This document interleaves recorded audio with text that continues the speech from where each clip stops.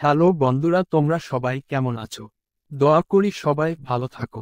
Medicine helpline YouTube channel থেকে সবাইকে শুভেচ্ছা ও অভিনন্দন। ফুল ভিডিও দেখতে উপরের লিঙ্কে ক্লিক করে সাথেই থাকুন। সাইকোনাজল ওরাল জেন নিম্নোক্ত উপসর্গে নির্দেশিত। মুখ ও পরিপাকতন্ত্রীয় ক্যান্ডিডাজনিত সংক্রমণের চিকিৎসায়, সুখ ও পরিপাকতন্ত্রীয় ছত্রাকের কলোনাইজেশন নির্মূলে, সুপার ইনফেকশন নাই গ্রাম পজিটিভ ব্যাকটেরিয়া নির্মূলে।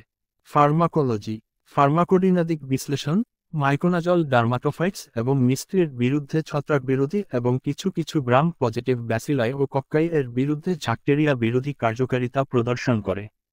মাইকোনাজল আরোগোস্টেরল সংশ্লেষণ এর মিথাইলেশন ধাপে বাধা দেয়।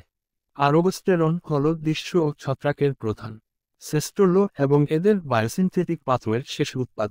ঈর্ষ ও তন্ত্রকের আরোগোস্টেরন সংশ্লেষণ ব্যাহত হওয়ায় ছত্রাকের কোষঝিল্লিতে ছিদ্রের সৃষ্টি হয়। এ ছিদ্র দিয়ে ছত্রাক কোষের প্রয়োজনীয় উপাদান কোষের বাইরে চলে আসে, ফলে স্ট্রেস ও ছত্রাক মারা যায়।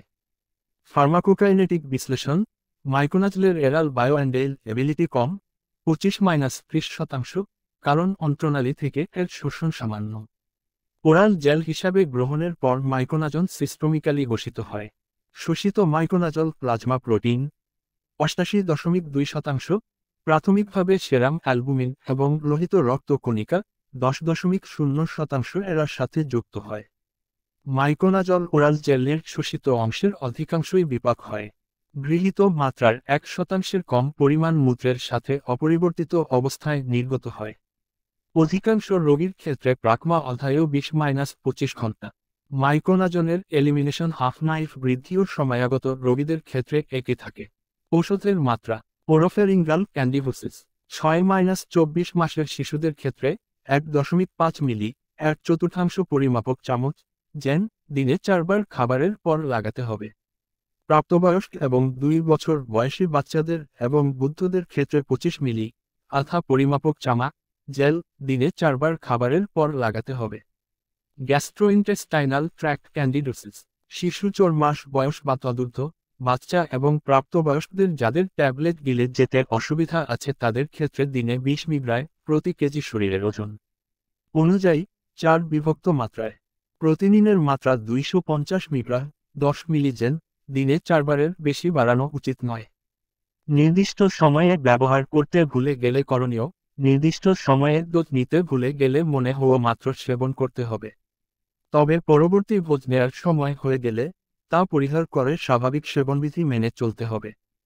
তারা চিহ্ন রেজিস্টার চিকিৎসকের পরামর্শ মোতাবেক ঔষধ সেবন করুন।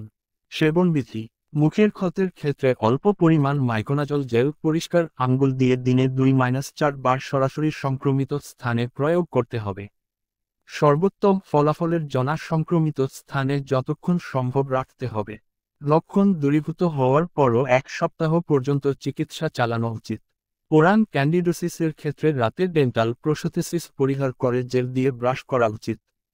ঔষধের মিথস্ক্রিয়া, টারফেনাডিন, এস্টেন্সিজল এবং সিসাপ্লাইডের সাথে মাইকোনাজল ব্যবহার পরিহার করা উচিত কারণ মাইকোনাজল এদের বিপাকে বাধা দেয়, ফলে এরা অধাক্ষিপ্ত হতে পারে। মাইকোনাজল ফিনাইচিন এবং সাইক্লোসোপোরিন এর বিপাক বিলম্বিত করে এবং এর ফলে এদের বিষক্রিয়া পরিলক্ষিত হতে পারে।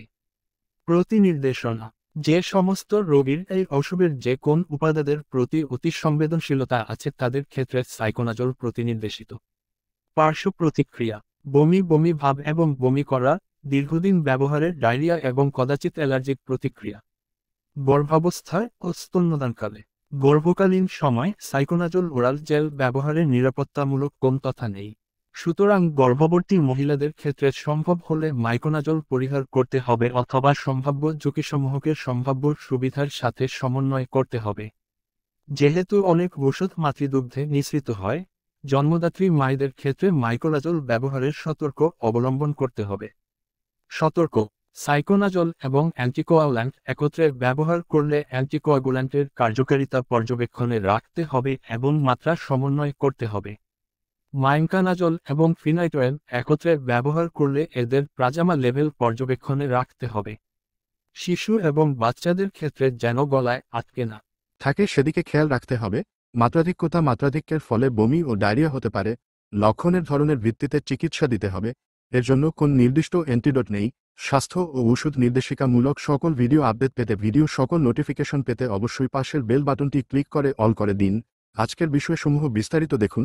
আরও স্বাস্থ্য ও ওষুধ নির্দেশিকামূলক সকল ভিডিও বিস্তারিত দেখুন। আমার ইউটিউব চ্যানেলটি আপনাদের সবার কাছে ভালো লেগে থাকলে তাহলে লাইক ও সাবস্ক্রাইবও করে বেল আইকনে ক্লিক করে সাথে থাকুন।